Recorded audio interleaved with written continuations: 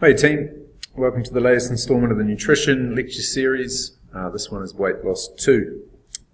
Kicking on from our first weight loss video, which was an introduction to weight loss. This lecture is going to get into the nitty-gritty of the science behind weight loss, what research tells us in terms of the types of diets that are most effective, the types of exercise that are most effective, and that's probably the key elements of this particular lecture. Before we kick off, just going off some of the things we've talked about already in the first video around genetics and metabolism and that kind of stuff. I've got a couple of videos here that are worth a look if you've got the time. They're about 60 minutes in duration, split into two sort of 30-minute parts. And what they look at is an experiment done in the UK. The BBC ran this. It's called Why Thin People Are Not Fat. And it's a great look at what happens when you take a bunch of skinny people, and these are people that have no history of obesity or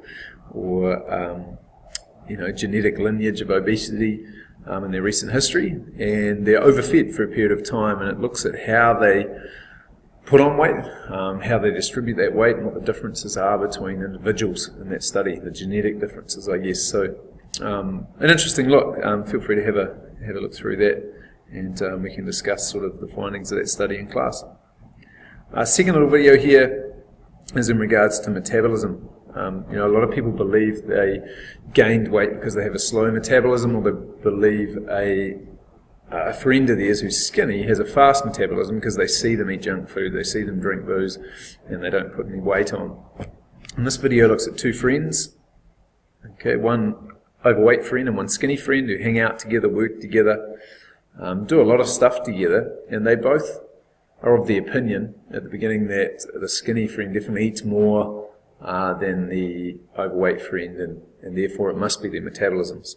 So what the scientists do in this one is they spy on them using a substance called doubly labelled water. They're able to measure the amount of calories consumed versus the amount of calories burned, and the result, for anyone who's been in this game for a while, is not that surprising. The overweight lady eats 50% more calories than the skinny lady over the course of the time period that was studied. And this raises a point where you're going to see people that are living in denial, that are wanting to blame the weight gain on factors outside of their control, like metabolism and genetics and that kind of stuff. Whereas the reality is you need to put excess amounts of food in your mouth over an extended period of time to become fat. And to get fatter, you need to be eating even more and more food over an extended period of time to get fat. And we need our clients to take responsibility for this.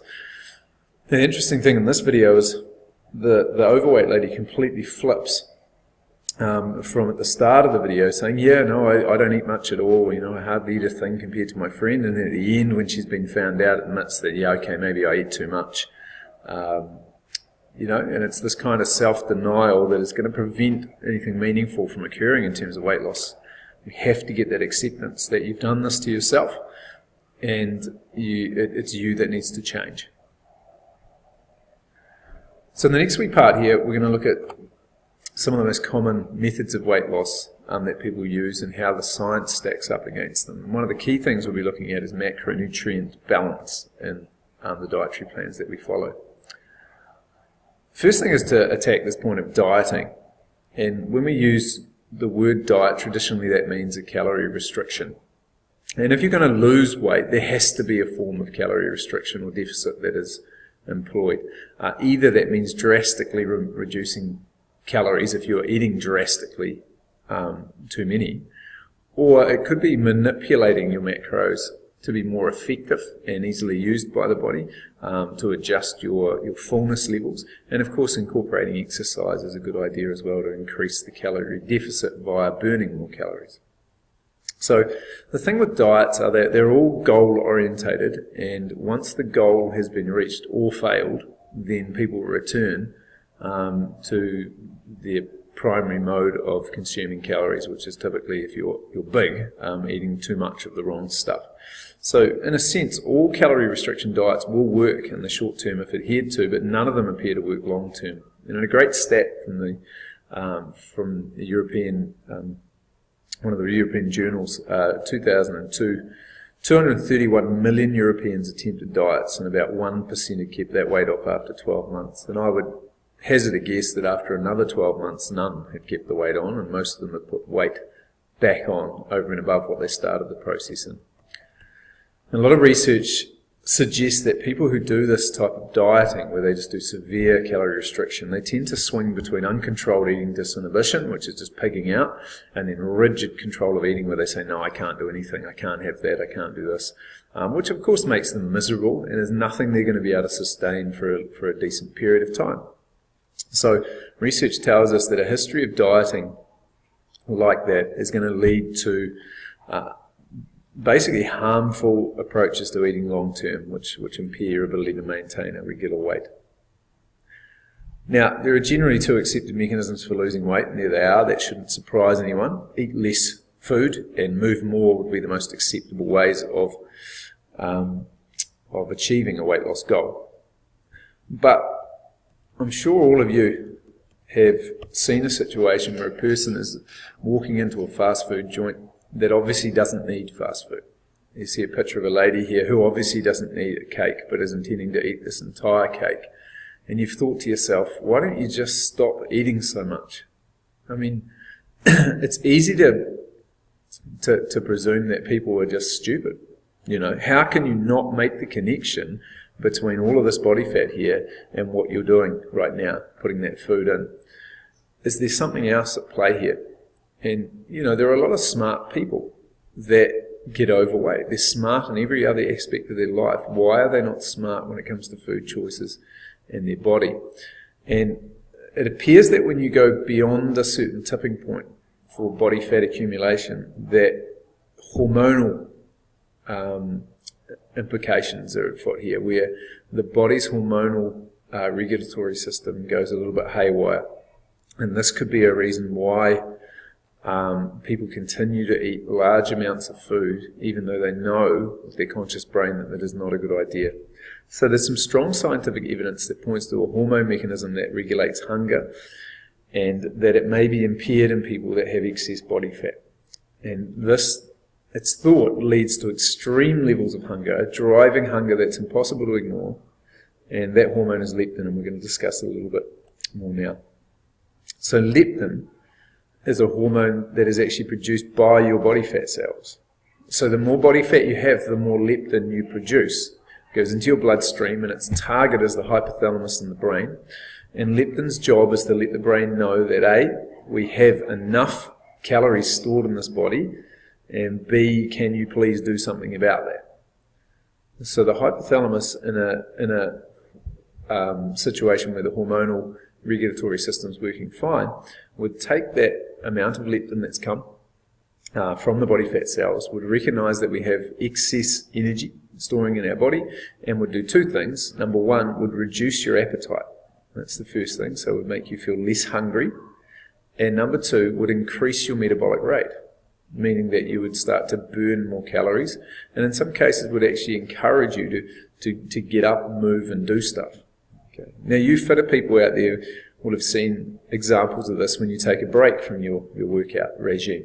You go on holiday, you eat too much food, you become a bit lazier, and typically what happens is your body starts to tell you to do something. You become irritable, a little hot, your sleep is somewhat impaired, and your body is telling you, move man, do something, because that's my normal, and you've taken me outside of my normal, and I want that normal back. You're starting to lay down some body fat, and I don't like it, and I want you to do something about it. And that's in a hormonal system that's working. Now, something's obviously broken in these people that are really fat and continue to eat huge amounts of fuel. And you do. To maintain this type of body fat here, you need to eat an enormous amount of calories to maintain and drive more body fat lay down, because your metabolic rate is now much higher because you have to keep all of these cells alive. So then you would have to eat more and more food to keep getting fatter and fatter. So here's how the leptin's supposed to work. We increase food intake over a period of time, and our energy expenditure is down because we're taking a break. We lay down fat tissue. Fat produces leptin, leptin alerts the hypothalamus. The hypothalamus recognizes that enough fat is stored and reduces your appetite and increases your metabolic rate. So what's gone wrong? In some people, this mechanism gets broken, okay, and there's a few reasons for this. Given the way that leptin's supposed to work, fat people shouldn't be eating much because they should have this message traveling to the brain saying, hey, you've got heaps stored. Reduction of appetite should then kick in. But scientists have recently discovered that the leptin signal isn't working in overweight people. Basically, the brain or hypothalamus isn't seeing the leptin in the bloodstream. Now, if it's not seeing leptin in the bloodstream, the brain would recognize that as having no leptin. But the only time leptin should be absent from your body is if you had no fat cells. And in a situation where you have no fat cells, you're starving. So your brain, by not recognizing leptin, is basically thinking that the body is starving, and so initiates two actions, the opposites of what leptin is supposed to make happen. One, it ramps up your appetite. It makes you very hungry, starvation hungry. And two, it reduces your metabolic rate and tries to work to store whatever it can because it's worried that, you're in dire straits and you don't have any body fat on you. So that's a double whammy. The brain thinks you need to conserve energy, makes you feel lazier, makes you burn fewer calories at all parts of the day. And of course, you've got this driving appetite that makes you want to eat and eat and eat. So a person with this issue has not only got this driving hunger, but their body's working to hold on to as many calories as it can. And if you haven't got the mental tenacity to withstand that, then of course you're going to pile weight on super quick. So it's a vicious cycle. Okay, and there are other layers to this, but a basic understanding is fine. We eat too much, we lay down fat, we produce huge amounts of leptin, but something is broken between that leptin-hypothalamus connection, and it's something called the blood-brain barrier. And there's a few thoughts as to why this blood-brain barrier is no longer crossed by leptin. The first one they're considering is inflammation. Inflammatory signaling could either be scrambling the message from leptin or blocking it. And obesity is an inflammatory disorder. Your cells are inflaming. Your fat cells are getting bigger and bigger and bigger. Alongside that, you've also got gut inflammation from eating too many refined foods, and that's generally what drives that gut inflammation. Secondly, you could have far too much fat floating in your blood. And we know that fat doesn't cross the blood-brain barrier between the blood and the hypothalamus in this case, and could be impairing or blocking leptin's transport across that blood-brain barrier. Number 3, having high levels of leptin. There's a thought that having too much of a hormone produced in the blood causes a desensitization effect at its target cells. An example of that is diabetes and insulin. Having too much insulin produced and the cells no longer recognize it. So in this case here, a fat person would have huge amounts of circulating leptin in their blood, and the brain is just not seeing it because it's always there. It's not noticing a change in leptin levels, and therefore it's not causing the action that it's supposed to. There's another one we should add in there that's come out of more recent research, and that is insulin. Because insulin is elevated in poor diets, particularly those consuming high amounts of sugar and refined flours, which is common in an obese person's diet. Insulin is thought to potentially have a blocking effect on leptin, again, between that blood-brain barrier. So obviously there's a few things we can do about this. We have to try and reverse some of these processes to get leptin signaling working again. So number 1 is avoid processed food. So that's the first stage, I guess, of any weight loss protocol, would be to reduce the amount of bad food that you're eating. And processed food here, we're talking high sugar, poor quality fat, and of course refined grains, which are probably driving this inflammation. To reduce that gut inflammation, eat soluble fibre and let food sit in your guts a little longer. Let some of that good bacteria do its thing. And you could probably look at a probiotic in that sense as well. Get some probiotics in there and get that gut working well. Fibre has the added bonus of trapping fat molecules and some cholesterol, and can help escort that from the body rather than it getting into your bloodstream. It also has a role in keeping you fuller. So the longer food spends in your guts, obviously the less hungry you feel, and we know this is a problem for those with leptin resistance. Exercise is definitely a factor here. Exercise is great for stabilizing blood glucose levels, and of course if you do the right type of exercise and for the right duration, we can start to reduce some of the fat within our blood as well by getting our muscles to start to utilize fat as a fuel source.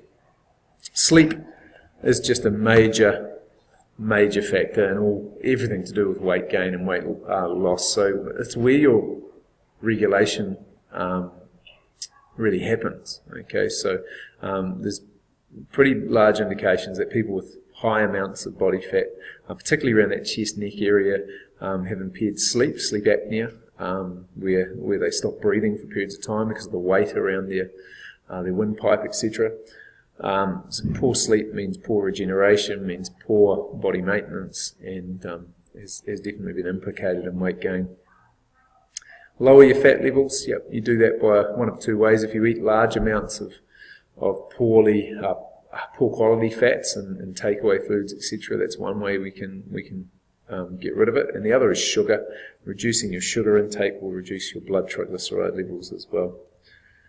And introduce more protein, good quality protein, to help you feel fuller, which will help abate that driving hunger, hopefully.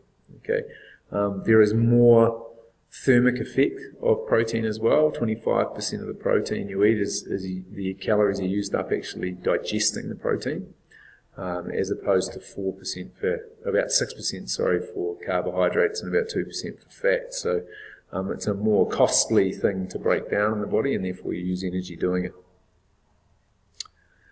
Great little video here that I'd love you to watch. Again, I'm not going to watch it now just for best use of time, but it talks about how the cycle of becoming overweight might start. And we start with a slim woman here, not necessarily overeating too much, but eating the wrong foods, which is driving her insulin up. And that, of course, is the refined flours and sugar. And how insulin levels come up, and we know that they pack excess glucose into fat cells. But what actually happens there, they take it straight off the top, so they pack it into the fat cells, and that means that even though you're eating the right amount of calories, you can still gain fat, but also the calories that are packed straight into fat never reached your brain, never reached your muscles, never reached the tissues of your body that needed those calories. And now that leaves you at a deficit where you feel lousy. You're not getting enough fuel. Even though technically you're putting enough fuel in your mouth, it's not getting to the active metabolic tissues. So you feel lousy, hunger drives up because it feels like it's not getting enough food. And of course you feel lousy because you don't have enough energy, so therefore you're not feeling great about doing exercise. So you become more sedentary, sit around, watch TV, feel lousy and eat more food, and that starts the driving process. So check out that video, really cool way of explaining it. So what of macros? We've decided that we're going to embark on a weight loss protocol.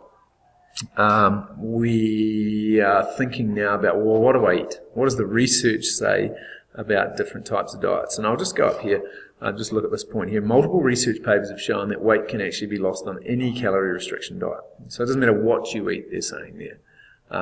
There was a journalist, a New Zealand Herald journalist, a couple of years ago who ate an all beer, all pie diet, and he lost 8 kilos in 8 weeks. Wasn't very healthy, but he lost weight. His purpose was to disprove all of the weight loss theories out there that you have to do it a certain way, and he wanted to prove, no, you don't. You just need to eat less, and he quite successfully proved that. But long-term maintenance plan, pies and beer, probably not great. Okay, not for your health, and of course, yeah, even just doing that over a long period of time will make you pretty sick of those things. So research has given us pretty strong indicators of what the best way to go is. Imagine you take 4 groups of people who are all relatively normal body weights, You then say to those people, I'm going to put you in a group, and you can eat as much as your body tells you to, as much as you feel you need to, of a certain collection of foods. So in one group, you put the low protein, high GI carb diet in place, and that is foods that are low in protein and have highly refined grains and sugar, effectively. And that, you'll already know from what we've talked about, is not the ideal recipe for weight loss, let alone weight maintenance. And what happens here, we follow the blue dotted line, you can see that weight gain was imminent here. As they eat the wrong foods, they don't give the body what it needs, we're taking body fat off the top through insulin secretion, and we're not getting what we need. We're feeling lousy and we're eating more effectively, and of course we gain weight. If we look down at the next one, high protein or low GI, so high protein, low GI. High protein, we know, keeps you fuller. We've talked about that. Low GI keeps you fuller. So one or the other in this one here. And what you found was initially quite good results. You see people maintaining not bad, slightly dropping body weight if anything, and then over time creeping up. Okay, just towards a 1 kilo gain over 26 weeks, not bad. So maintaining okay. Yep. And then we look at the high protein, low GI, which came out best in these studies. Number one, keeping fuller for longer was obviously a key factor in this. You had a balance of good nutrients as well. And we actually lost a little weight and then maintained that for a period of 26 weeks, only sort of creeping up at that 26-week point. And again, because these people were not restricted in the amount they ate. Okay, so there was not necessarily a calorie deficit here. It happened naturally over time, and of course the body got used to that diet as well. So the only diet that was successful in maintaining weight beyond 12 weeks was the high protein, low GI diet. And we can take out a few key points from that there. This little video here looks at a straight comparison between high fat, high carb, and high protein. It's a made-for-TV experiment based on some real experiments, some scientific ones that were done. So what they do is they lock up people in a room, basically a prison cell. They feed them a high fat, high protein, or high carb diet, same calories, just different macronutrient splits, and then they rate their hunger. And the results were pretty conclusive. Have a look at it. It's only 4 minutes in duration, so have we gander at that one. So there is scientific evidence to suggest that a high protein, low carb diet works, according to the low GI carb diet works, according to the study and above. But what is a high protein diet? If we look at the scientific literature, high protein diets really coming around that 25 to 35% of daily calories. Now that's well below what a lot of diets are promoting. Okay, and it's actually pretty consistent with the average New Zealand diet, for example, of a meat eater. Not hugely over the general guidelines that are put out from governance. So that's pretty easy to hit, 25 to 35, and a lot of people are going far beyond that. And we'll talk about the rationales of doing that soon. So here's another study. It was, I guess, more of a normal study because it embedded as well something else we're supposed to do, and that's exercise.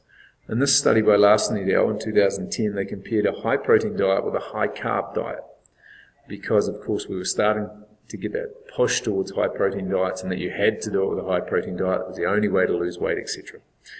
So what they did here is they calorie matched them. You can see there the kilojoules are matching. We had a high-protein diet here, 32% of energy, 20% of energy in the high-carb diet, 58% of the energy was coming from carbs in the high-carb diet, 41% in the high-protein. Sugars not too dissimilar. Dietary fibre kept the same. We tried to keep most other things pretty even through this here. And there was 30 minutes of accumulated physical activity daily completed. So what happened? First of all, you've got the red line here, the thick red line, all participants on the high protein diet. You can see all participants lost weight. Now this was a calorie restricted diet. All the participants lost weight. They lost more weight than the high carbohydrate group. Okay. Here's the high carbohydrate group here. They also lost weight. Okay, over the year period there. Over 12 months you can see the dotted lines, okay? And you can see this is just the people that completed. So what it tells you is that quite a few people didn't complete. Again, too hard basket for a lot of people to go a year on this calorie restricted diet, but those that completed on the high protein diet lost a significant amount of weight. change in body fat percentage of 8, 9, 10%. That's meaningful. With carbs, 4 to 5%, still meaningful, but it shows that protein, the high protein diet was the winner. And that wasn't an extreme change. We weren't talking about dropping carbs to 5%. We still had a meaningful amount of carb availability going on here. We had some fat in here. Okay, we had some saturated fat going on. This is a normal sort of eating pattern. We just created a calorie deficit. And the keys were probably to do with these. A number of reasons that were put forward for why protein did better. Number one, it was more satiating. It remained in the stomach for longer and therefore made it easier to avoid overeating. The thermic effect I talked about before. Okay, so it takes more energy to digest protein, and therefore if you're using up energy from the food you're eating to break down the food, then that energy, of course, isn't going on into your body fat stores as excess energy. Other benefits, the chances of maintaining good iron intake and other micronutrients such as B12, folic acid and calcium as well when you follow the higher protein diet.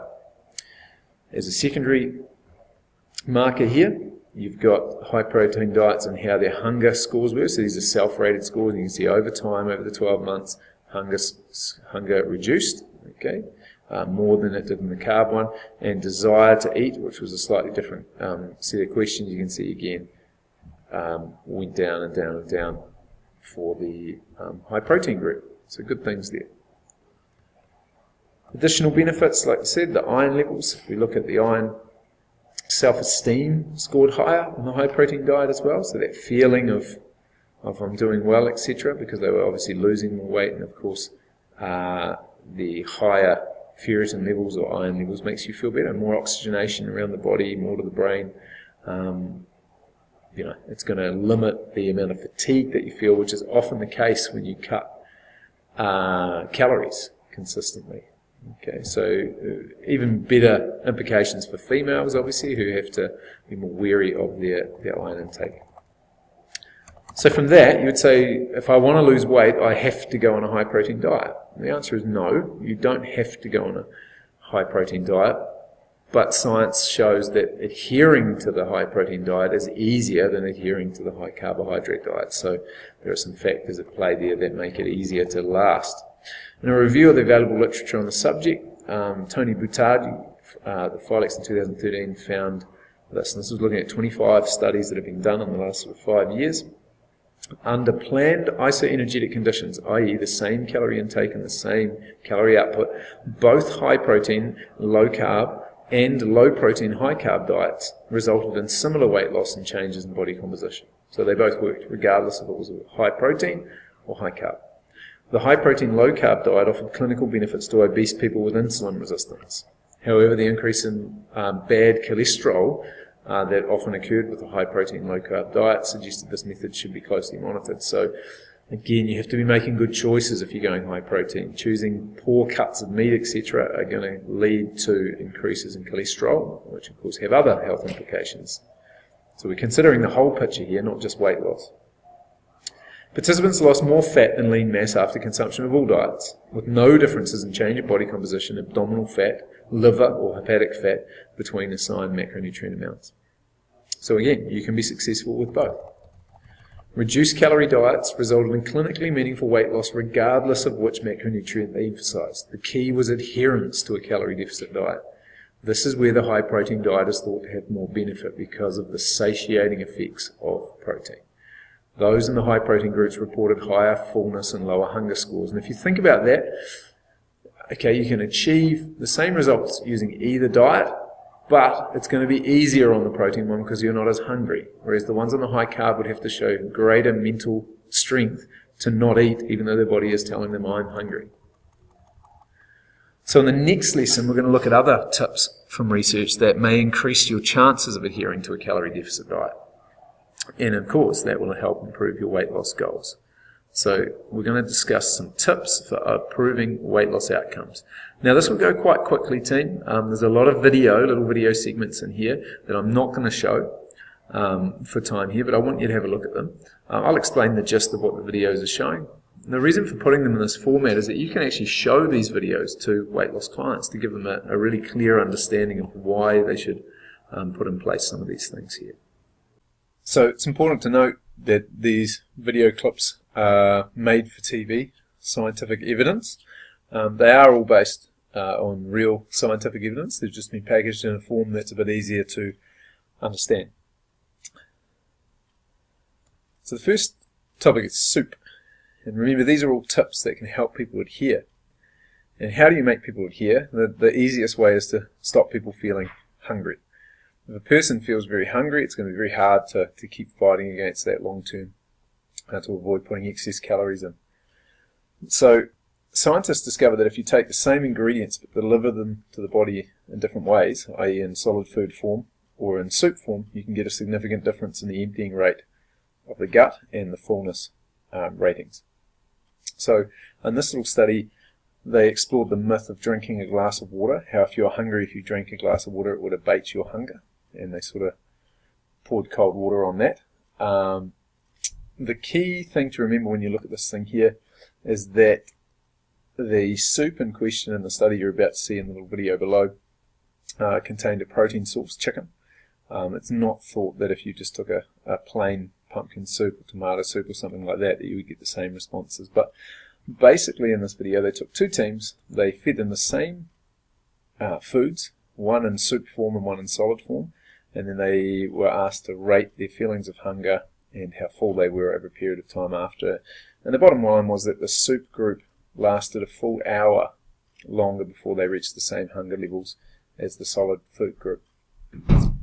The theory was that the soup stretched the gut and filled the gut and stayed in there for a period of time, and therefore the more the gut was stretched and felt full, the longer the feelings of satiety stayed around. So it could be a really useful outcome for a person who has particular times of the day where they tend to snack, trying to get between this meal and the next meal, that kind of thing. And if we can just stretch it out by an hour or so, then maybe we reduce that calorie intake. And I'm thinking things like last meal of the day and then going back to the cupboards to snack on stuff. Or it could be through the middle of the day, just to tide over that hunger when you're not doing a lot sitting at a desk or something like that.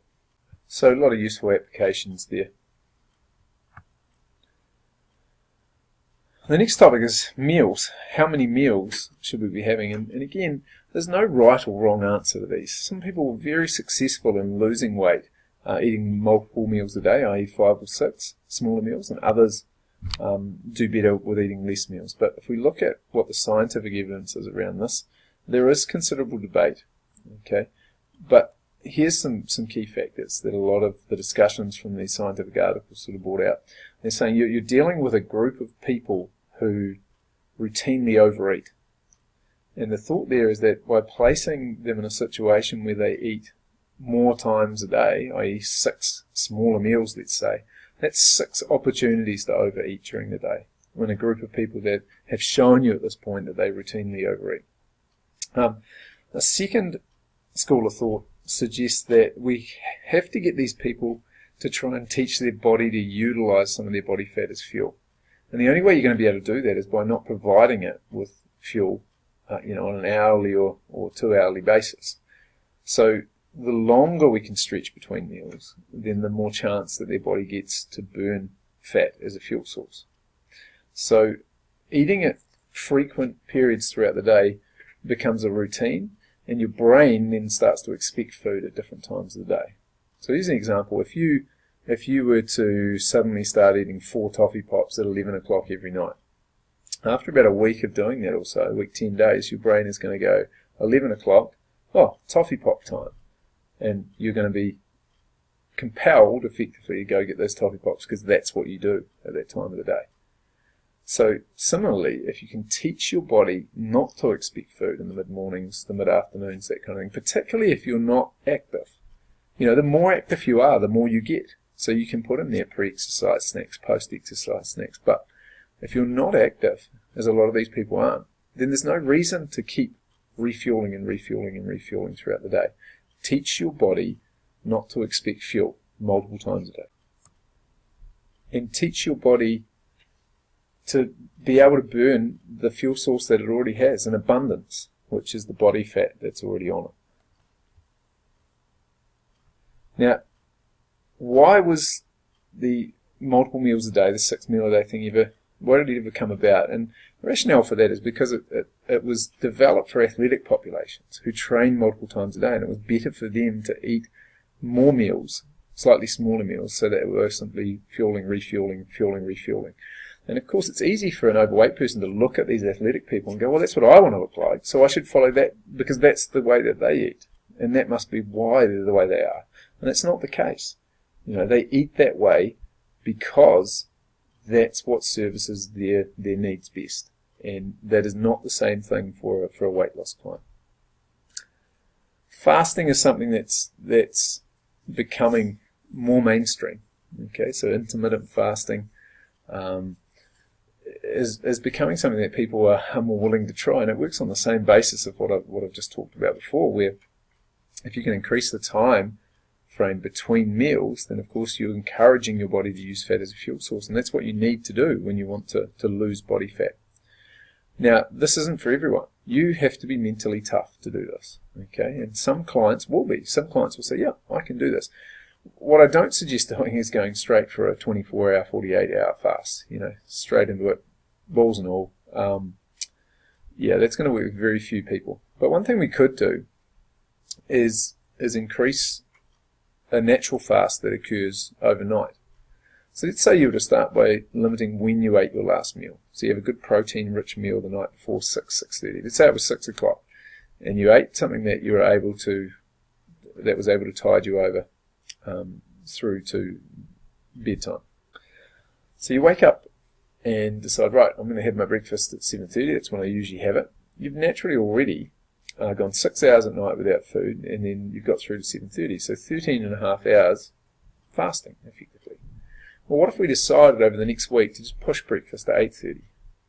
So you push it to 8:30, you've now gone 14 and a half hours.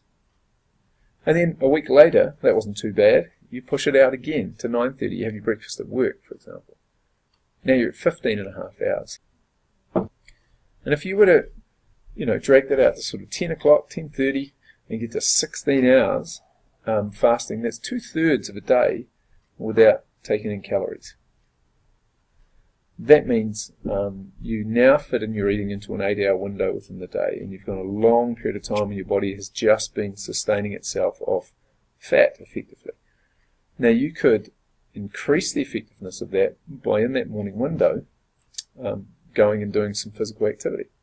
So generally steady state fasted cardio would be the way to go. Again, driving your body's requirement to use fat as a fuel source. That's going to be tough initially, but you build that gradually. The same way as you build the extra hour between, when you were originally having breakfast and having breakfast an hour later.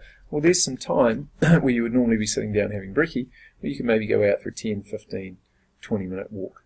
Okay, and that's going to again drive that fat loss. So fasting can definitely work, and what it's been shown to be very effective at is reducing your improving your blood profile by reducing things like blood sugar, triglycerides in your blood, and those kind of health markers.